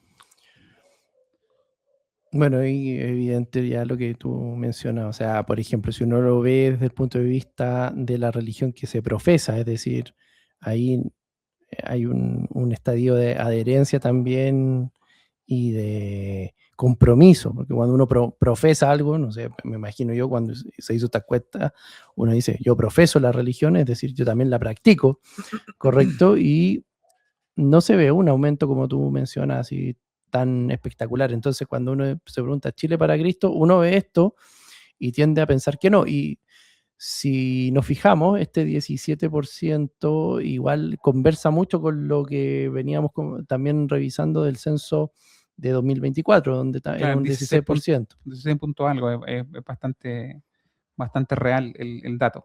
Entonces, la pregunta es, número uno, si se tiene este ímpetu de poder transformar, digamos, el alma de las personas, el alma de Chile o este Chile para Cristo, aparentemente, y si uno ve con esta información al menos, uno se pregunta, bueno, ¿qué tan efectivos son los mecanismos que utilizan las diferentes iglesias evangélicas? Porque desde aquí es como fe evangélica en general, habíamos hablado que es bastante heterogéneo. ¿Qué tan eficientes son esos mecanismos para poder llamar a las almas? Mm. Porque aparentemente no hay un aumento. O sea, y uno puede también hacer una lectura rápida y decir, bueno, entonces la fe evangélica no es atractiva para la sociedad, sino ha habido un crecimiento en todos estos años con todos los cambios que se han visto en este periodo. Uno no sabe, y esto no significa tampoco intentar hacer un concurso de popularidad, no es eso, pero eh, también, y en parte Daniel lo mencionaba, y me voy a tomar, tenemos estos evangélicos pentecostales clásicos, que es la iglesia donde eh, Daniel ejerce su disciplina evangélica, pero también hay otras que son más liberales, hay otros movimientos bastante, incluso progresistas, con tintes políticos y todo eso, y aún así no hay un aumento importante o significativo que uno pueda decir verdaderamente aquí se está llamando a las personas o estas personas se sienten identificadas y profesan esta religión, no hay un crecimiento, no existe.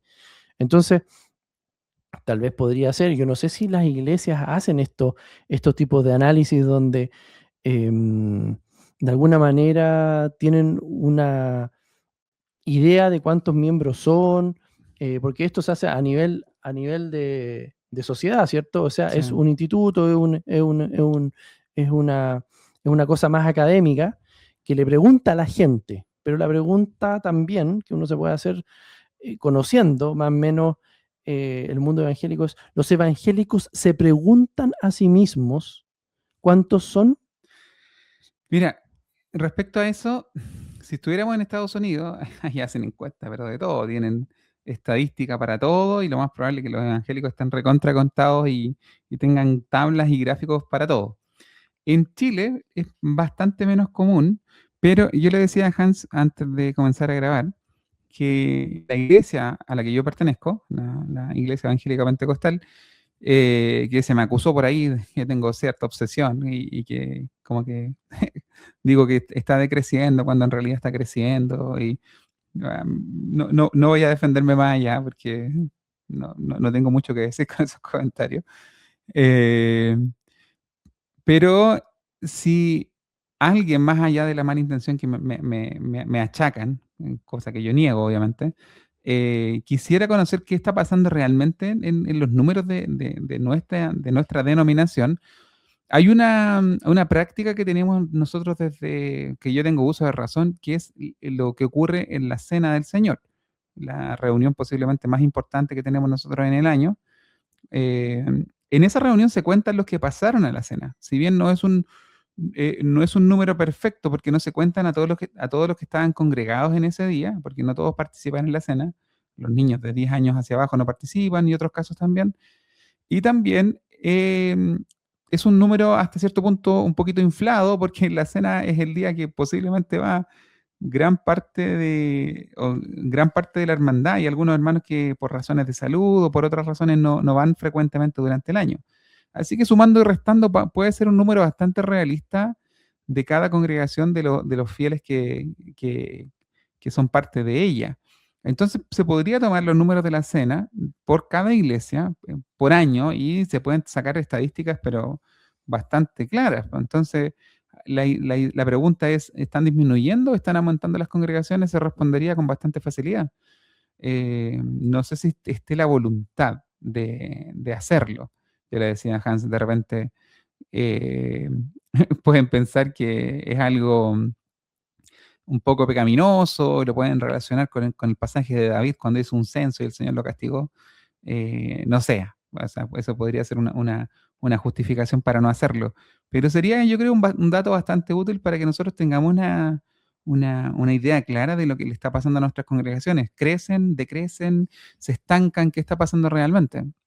Y vuelvo al punto, mi preocupación de fondo es esta. Nosotros, y esto es básicamente la intención de este programa, ¿estamos transmitiendo la fe de forma efectiva a la siguiente generación? Esa es la pregunta que yo quiero responder, o sea, o que nos hagamos, o que meditemos en torno a eso, porque si no lo estamos haciendo y si los jóvenes están perdiendo la fe, eh, el peligro que tenemos más adelante es que llega un punto donde nuestras iglesias sean congregaciones de ancianos.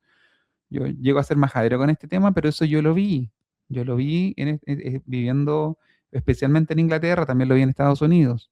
Congregaciones que, por la razón que sea, no pasaron la fe a la siguiente generación, o porque los chicos se mudaban, o porque definitivamente dejaron de practicar la fe de los padres, y templos y congregaciones que morían con el último anciano que tenían, y templos que pasan a hacer cualquier cosa. Entonces, esa es como la preocupación de fondo y el por qué hacemos este tipo de programa y el por qué revisamos esta estadística y el por qué un poco estamos conversando esto. Eh, Eso.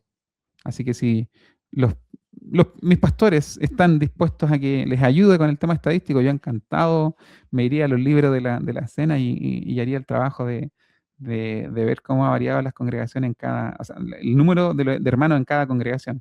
Un poco difícil que me busquen para eso, pero bueno, la esperanza es lo último que se pierde. Pero imagínate lo que tú acabas de decir, a mí me parece terrible.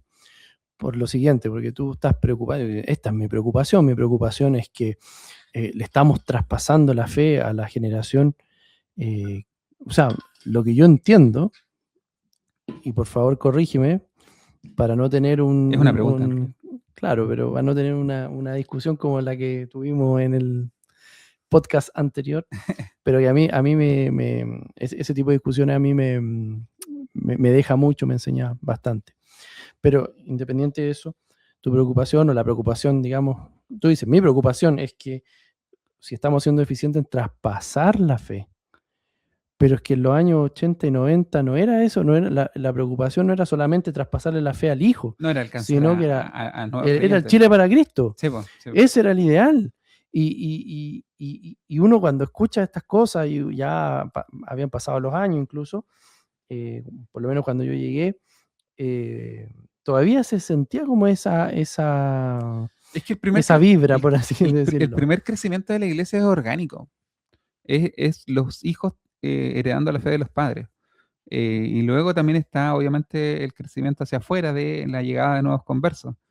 Entonces, yo creo que lo uno no anula lo otro, pero si no se da el crecimiento orgánico, que es la base, es mucho más difícil que se genere el otro tipo de crecimiento. Okay, si yo, digamos, estuviese, digamos, bien comprometido con el movimiento evangélico y todo eso, yo estaría pensando en efectivamente salir a predicar y ver qué manera más efectiva se puede lograr esa predicación, porque la natalidad a nivel, digamos, de Chile, y también eso impacta porque habíamos hablado al Y a inicio, nivel de iglesia también. por Sí, eso sí. pues la iglesia es un reflejo de lo que pasa también en la sociedad.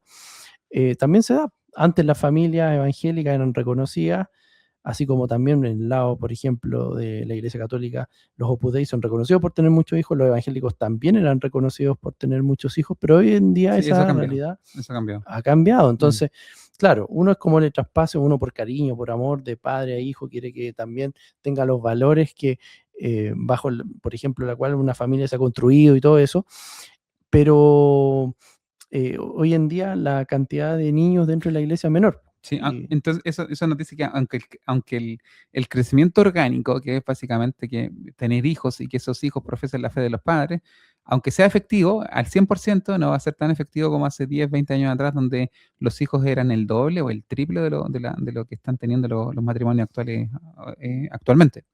O sea, Claro, valga la redundancia, hoy en día. claro, por eso justamente yo te decía, si yo fuese un pastor de una edad mediana, porque ya los que tienen más años, bueno, pasarán y no se van a enfrentar a esta realidad, pero los pastores que están en ejercicio hoy o iniciando su pastorado, se van a enfrentar con una situación sumamente compleja. Como vemos acá, por lo menos si uno ve estos datos, el profesar una religión no va en aumento, todo lo contrario, y se ve que la parte, por lo menos evangélica, no aumenta, y eso hay que sumarle también la multiplicidad o el número enorme de denominaciones que existen y todo eso, que ya hemos revisado, aparentemente no es un futuro auspicioso. Entonces, la idea un poco es cómo se hace, porque aquí más allá lo mismo conversábamos casi siempre. Tenemos el diagnóstico, yo creo que la gente que asiste a una iglesia evangélica y que es parte también se da cuenta. ¿Cómo hacemos para que justamente la sociedad, y tal vez enfocado en ese 21%, tal vez me quede pegado en eso, de personas entre los 18 y los 29 años, cómo hacer no que la religión sea como más flexible, porque hablábamos justamente, por ejemplo, la iglesia evangélica históricas chilenas son bien rígidas, pero cómo mostrar las bondades del evangelio para que esa persona se sienta identificada con ese movimiento o con esa iglesia. ¿Cómo hacerlo? Porque igual, y tú lo mencionabas tal vez así como a la pasada, hay mucha caricatura de lo que es un evangélico hoy. Ujú. Y bueno, hoy y antes también, o sea, no es nuevo, sino que como que siempre se lleva al que cree, y esto lo mencionábamos, en una sociedad que está en vías de secularización bastante fuerte, cómo hacer valer, número uno, nuestro espacio con, con la dignidad que le corresponde a cualquier persona, digamos, de poder expresar sus ideas, uno. Mostrar, ¿cierto?, que este modelo de vida, que vendría siendo el modelo de vida evangélico, sí trae, por ejemplo, felicidad a la persona y le ayuda y todo eso. Y que así estas personas que están indecisas, no vamos a entrar a los ateos porque eso aparentemente sería mucho más difícil desde el punto de vista humano, estoy hablando. Yo sé que los hermanos dicen, no, que Dios todo lo puede hacer, sí, efectivamente puede convertir el corazón más duro y volverlo a Él, sí, efectivamente, pero estamos hablando de estas personas como que tienen alguna idea de lo que es un evangélico, tienen alguna idea de lo que es la religión evangélica, y mostrarles también como ya había yo expuesto el hecho de que sí hay cosas bastante positivas de esta comunión que se genera y de todo eso que los evangélicos disfrutan. Eso creo yo que es importante mencionar. Avanzamos. Este es un desglose del porcentaje de, estos están obviamente puntos porcentuales, de creyentes, ya sea católicos o evangélicos, o ninguna. Aquí se separan los agnósticos del ninguna. Agnósticos y ateos se muestran de forma independiente. Y se muestra la división por rango etario. El número de evangélicos respecto a la población total se mantiene relativamente constante en los rangos etarios de 18 a 24, 25 a 34, 35 a 44 y 45 a 54 o mayores que eso, con la excepción del rango etario de los 25 a los 34, donde hay una caída drástica de casi 10 puntos. Bueno, más adelante en la siguiente diapo les voy a comentar otra cosa respecto a ese dato. Y en cuanto a los católicos, permanece relativamente constante, con la excepción del rango etario de los 18 a los 24, donde los católicos tienen una pérdida marcada de fieles y ahí aumenta de forma bastante marcada también el número de los que no tienen ninguna religión, que no son necesariamente ateos, porque aquí en estos datos se separan los ateos de el resto. Y los datos de la esquina me parece son los socioeconómicos, ¿no? Sí, efectivamente, por lo menos para mí son los más interesantes porque más allá, obviamente, del tema de la población del rango etario que hemos venido hablando y las implicancias que tiene también en la toma de decisiones, por ejemplo, cuando una persona profesa, como decía, bueno, está el enunciado en la parte de arriba, en la pregunta, uno profesa una religión, uno también tiene que tener cierto grado de madurez para entender la religión. Y a medida que uno va desarrollando cierta edad, también se va llenando de experiencia, va creciendo, se va desarrollando también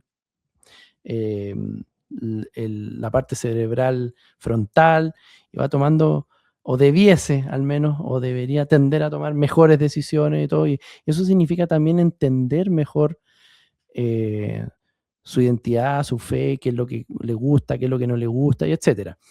Entonces, en ese campo, creo yo que es importante el dato que muestra Daniel ahí marcado en rojo, ese 9, porque ahí nos está hablando de algo, algo pasó.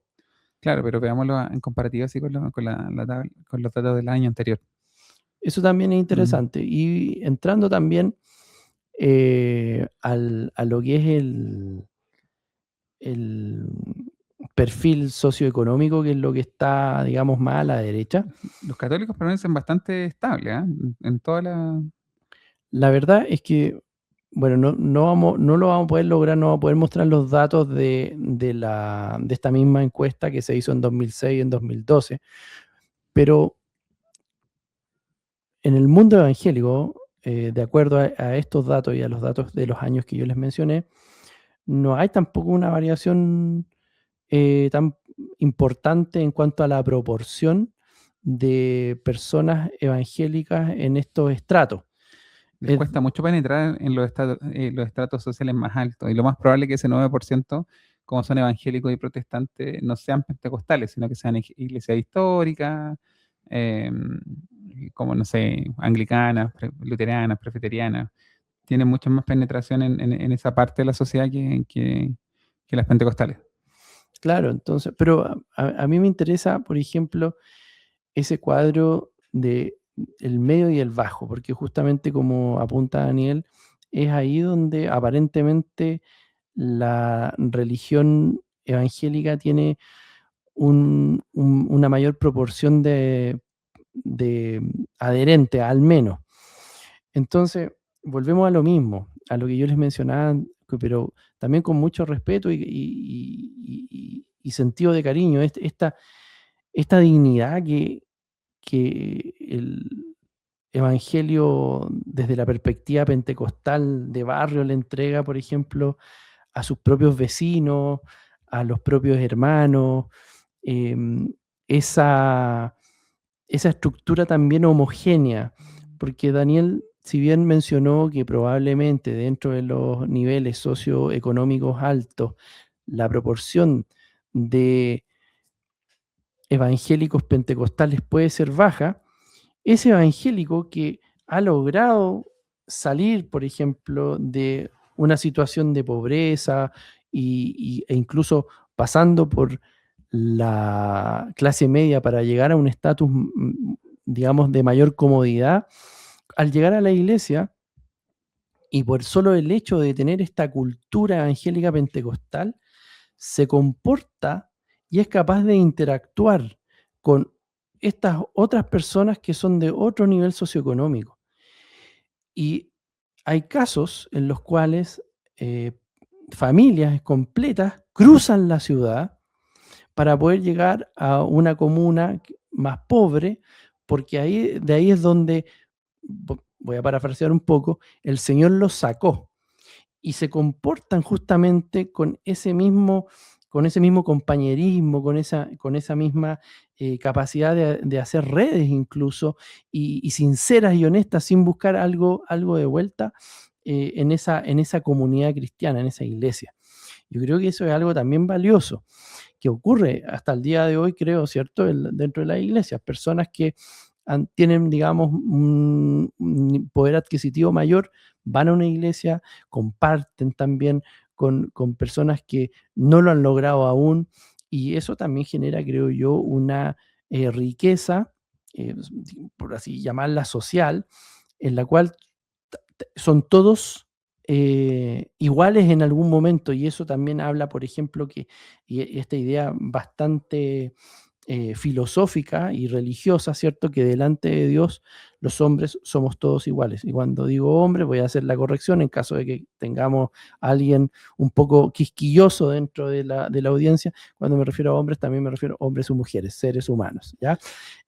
Haciendo esta consideración, a mí me parece muy interesante ese elemento socioeconómico y ese grueso, porque ahí es donde justamente creo yo que estas personas que tal vez a nivel social no son consideradas, que culturalmente son ignorantes, que apenas saben leer, que incluso aunque han ido a una universidad son mediocres, no importa, bienvenidos acá porque acá usted recibe, ¿cierto?, su espacio para poder exponer un tema, para poder exponer, acá usted es alguien. Mm. Y eso creo yo que es muy significativo. Y eso es un aspecto positivo, creo yo, de las congregaciones evangélicas pentecostales en general. Sí, quería un poco em, comentar porque habíamos destacado ese dato, para continuar un poquito, el del 9% que se daba entre 25 y 34 años, porque era bastante alarmante, era como, oye, aquí hay una generación que estamos perdiendo los evangélicos, porque si vemos 18 a 24 años se mantenía constante y era bastante parecido a los 35 al 44 años, y de 45 a 54, en este rango de 25 a 34, la caída era bastante llamativa. Por esa razón comparamos datos del año anterior, por ejemplo, del 2024, la misma encuesta, eh, y el dato ya era mucho más parecido. O sea, no, la proporción de evangélicos se mantenía relativamente estable en los diferentes rangos etarios. Revisamos también antes de comenzar el programa la encuesta del 2023 y el dato también era de 19%, así que aquí yo creo que hubo un error de medida o alguna cosa así, pero, o no sé cómo explicar ese fenómeno puntual, pero no es algo que se mantenga en el tiempo, por lo menos. Por lo menos la encuesta del 2024-25 da otro dato, que son casi 10 puntos porcentuales mayor al del 2025. O sea, disculpen, la encuesta del 2023 y 2024 daban 10 puntos porcentuales por sobre el dato que muestran en el 2025. ¿Ya? Solamente eso les quería comentar. Esto, nivel socioeconómico, parece que ya lo mostramos, Hans, sí, era la diapo que estábamos discutiendo recién. Sí, justamente. Esto es, ¿cómo calificaría su creencia en Dios? Esto igual es algo llamativo. Espera, pero puedes volver un poquito al Sí, anterior, sí. no, a la esa socioeconómico, no sé. No, La sí, del 2025. es la misma del 2025. Ya, no hay problema. Porque quiero tomar aquí el mismo ejemplo de Daniel. Pues Daniel es una persona, para los que no lo conocen, es una persona que estudió química, hizo un doctorado en el extranjero, tuvo la oportunidad de hacerlo en una prestigiosa universidad y hacer un postdoctorado también en otra universidad, en otro continente de hecho, también muy prestigiosa. Y aún así él volvió y retomó su vida, ¿cómo la podríamos llamar? Su ejercicio, su disciplina religiosa evangélica, justamente en la iglesia donde él nació y donde se crió. Y no solamente eso, sino que él comparte ciertos espacios con otros hermanos. ¿A qué voy con esto? Que, eh, insisto, en el ambiente pentecostal uno puede encontrarse con una persona que terminó un doctorado en extranjero, como así también una persona que no pudo desarrollarse académicamente, y pueden conversar en el mismo idioma y pueden compartir y reír y tener una relación amigable y honesta unos con otros. Y eso es algo que yo quería también hacer ver de alguna manera, como que para de alguna forma hacerle como propaganda, ¿cierto? a los movimientos pentecostales en general, o a los movimientos evangélicos. También en otras iglesias también se dan estas dinámicas. Eso. Ya, ahora sí. Entonces, este gráfico de la misma encuesta, todo lo que estamos viendo ahora es de la Bicentenario de la Universidad Católica del 2025. La creencia en Dios aparentemente se mantiene, o sea, igual hay 20 puntos de diferencia entre el 2026, el 2006 y el 2025, pero sigue siendo algo mayoritario en la población chilena. El 74% se declara que cree y no tiene duda de Dios o de la existencia de Dios. El otro, un porcentaje alto también, o sea, el otro porcentaje tiene, en algunos momentos sí cree y en otros no, el 13%, y el otro 13% derechamente no cree. Así que, por decirlo así, lo que ha crecido, o sea, la no creencia igual ha pasado como de un 2% en el 2006 a un 13%, igual es harto, son 10 puntos de aumento, pero aparentemente la caída, por ejemplo, de la fe católica y el estancamiento de la fe evangélica, de los gráficos anteriores, no significa necesariamente en la pérdida absoluta de fe, en abrazar el ateísmo, sino que un poco de quizás no sentirse representado por las instituciones religiosas, un poco parte de lo que es la crisis institucional que estábamos hablando. Porque la fe en Dios parece que sigue bastante, si uno le suma a esos que a veces creen y a veces no creen, eh, andaría cerca del 87. 87%, o sea, cerca del 90%. Sí. Pero esto son buenas noticias, por ejemplo, para los evangélicos. Es decir, mire, usted que quiere salir a predicar, hay agua en la piscina. Hay gente que cree en Dios, tal vez no entiende la religión, tal vez no conoce su religión, ¿cierto? Pero hay agua en la piscina al menos. O sea, Sí, pues, por lo menos está hay abierto un a creer, campo. a Claro, confiar. Ujú. efectivamente. O sea, no todo es negativo. Hay buenas noticias, ¿cierto? Porque si bien veíamos al principio que por lo menos esta encuesta, que se veía una caída importante en las personas que profesan, digamos, la religión católica, sí, justamente, hay agua en la piscina para los evangélicos, entonces. Sí, lo que pasa es que el primer gráfico, Volvamos. este, Sí, pues, profesa. coloca el que no tiene ninguna religión ha crecido enormemente. Pero esa ninguna religión no significa necesariamente no creencia, ese es el punto. Claro, Porque porque, de hecho, eso es aquí profesar. claro, aquí lo separan. Ninguna religión con el agnóstico, el ateo. Esos siguen siendo porcentajes bajos. Entonces hay un pool de personas que no tienen una religión específica, pero no ha dejado de creer en Dios, ¿no? Lo cual es positivo, como dice Hans, para lo que es la evangelización. Chile para Cristo. Aún hay esperanza. Eh, lo otro es, bueno, con cuánta frecuencia se participa en los No, acá semanalmente los evangélicos ganan por goleada. no, aquí se peinan, como se No, dice. y la iglesia pentecostal, y bueno, la IEP de Santiago, yo creo que tienen el ganador aquí, porque prácticamente todas las semanas tenemos actividades. Así que si lo separarían por más de una vez a la semana, bueno, ahí estaría la IEP posiblemente punteando en esos números. Pero ahí, ¿cómo se hace, por ejemplo, esta lectura con ese 17%? O sea, ese 17%, ¿cierto? De la que profesa esta fe evangélica, Es una fe más asiste mucho más, digamos. O sea, claro, está más comprometido. es una fe, ¿cómo se llama? Más militante, por decirlo así. O sea, participan con bastante frecuencia del ejercicio mismo de... O sea, son siempre los mismos que van como al mismo lugar. No lo levanto como crítica, sino que la idea No, es un el poquito... católico casi siempre ha sido más cultural, pues, o sea, el católico va a matrimonios, va a bautizos, va a funerales y no sé, irá a alguna fiesta el domingo de Ramos, no sé. Pero no, para el evangélico es un ejercicio más constante. Es una disciplina, por lo que hablábamos inicialmente, que el tema de lo que es dogmático y lo que es rígido. Al ser más dogmático, ¿cierto? Hay una creencia mucho más comprometedora, ¿cierto?, con la causa, y al tener disciplinas más rígidas, efectivamente, yo creo que en el ejercicio de esa disciplina hay una mayor participación. Así es. Y terminamos, bueno, esta parte de la religión de esta encuesta termina con las conclusiones que tiene o los principales resultados. Se estabilizan las tendencias generales de identificación religiosa. Se profundiza la caída de adhesión al catolicismo entre los jóvenes entre 18 y 34 años. El 51% de ellos declara no identificarse con alguna religión y el 33% se identifica como católico. Bueno, obviamente esta encuesta tiene un foco mayoritario a lo católico, obviamente, porque la hace la Universidad Católica. En ese sentido hacen un trabajo espectacular.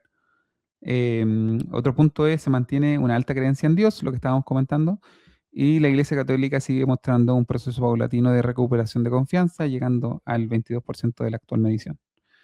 Eso, con eso terminaríamos lo que es esta presentación actual. No sé si tienes comentarios al respecto, Hans. O sea, que hemos comentado bastante. Sí, La buena noticia es que no ha sido tan extenso como el anterior. claro, es una hora menos por lo menos. Lo logramos desde ese punto de vista. Y bueno, la pregunta ahora es qué van a hacer los evangélicos con el futuro. Yo creo que ahí está el tema.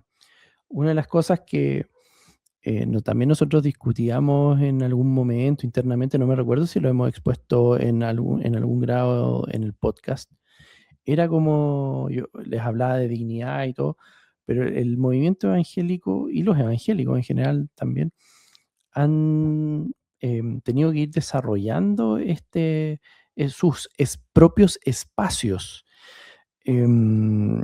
Sin ir más lejos, o sea, históricamente está esta situación donde antes no tenían un cementerio, no tenían un espacio para poder eh, descansar sus restos, y es una cosa dramática, ¿cierto? Después se fue regularizando eso con el paso del tiempo, pero a lo que voy con comentar esto, este hecho del reconocimiento a los evangélicos. O sea, sin ir más lejos, están en el gobierno hoy en día. Un partido que respalda al presidente electo es un partido básicamente evangélico, que es el Partido Social Cristiano. Por ejemplo, Claro. pero claro, o sea, y también otro aspecto importante donde se hizo este reconocimiento al pueblo evangélico fue justamente para el Te Deum evangélico de 1974, que para algunos puede ser polémico y todo, pero efectivamente fue un reconocimiento. Y ahí también empezó un camino, creo yo, donde este grupo de personas que se mantenía más bien anónimo, empezó a figurar mucho más, y también vino un crecimiento, como Daniel ya lo explicó, por ahí por los 80, 90. O sea, tenemos de pasar, por ejemplo, en el mismo siglo, desde personas que no podían ser enterradas, que tenían el cementerio de los disidentes, por ejemplo, ahora a tener un reconocimiento importante. Y eso generó también un crecimiento. Y ahora, como justamente Daniel apuntaba, no solamente eso, sino que ser partícipe de una coalición que va a entrar a gobernar prontamente en marzo. O sea, un cambio bastante radical. Y ahí están también lo que se llamó en su momento, bueno, a los que les gusta más esto, de lo que es la bancada evangélica, que bueno, ahí uno puede tener sus convergencias y sus divergencias, pero por lo menos comunicacionalmente está representado en ese grado ahora en el Congreso, por ejemplo, este grupo de personas. Entonces, ¿a qué vamos con esto?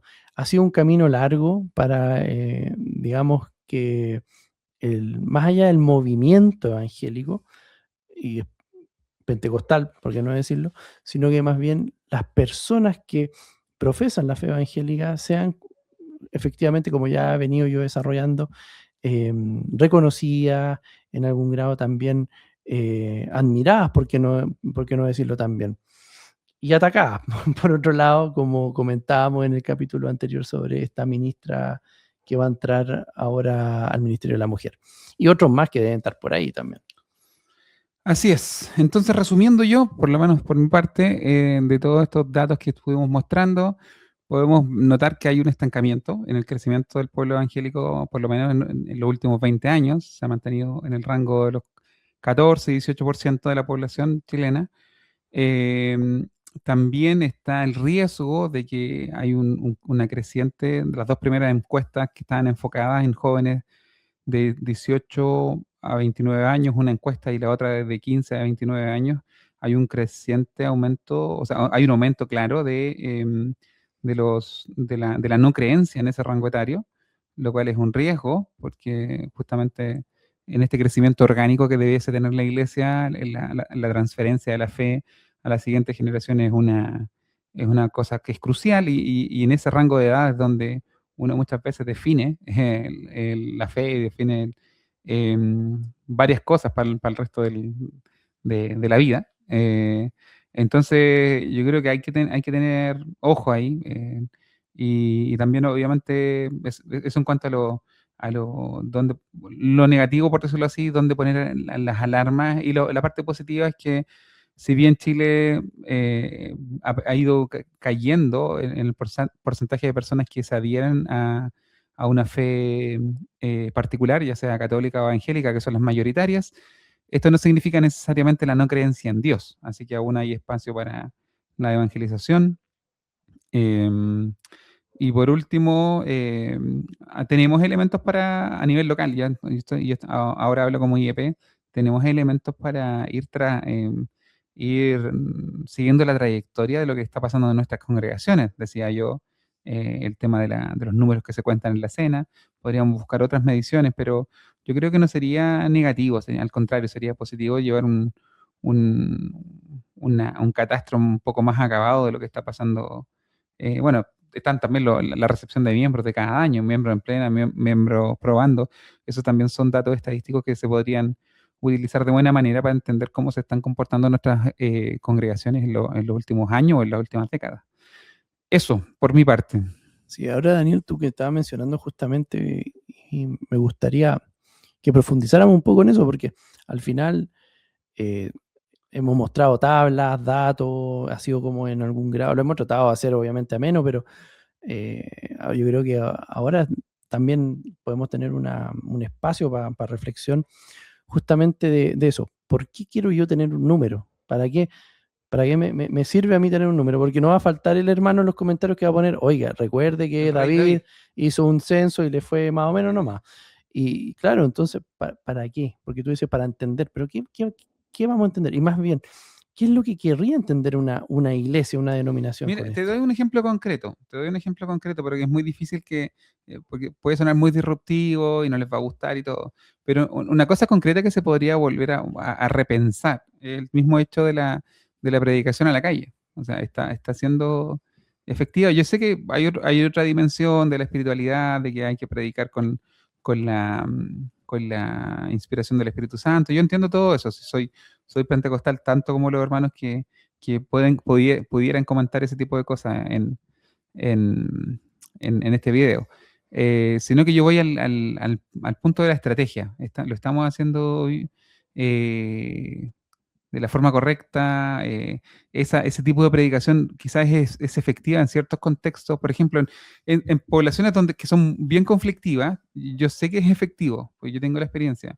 Pero en otras poblaciones parece que es todo lo contrario.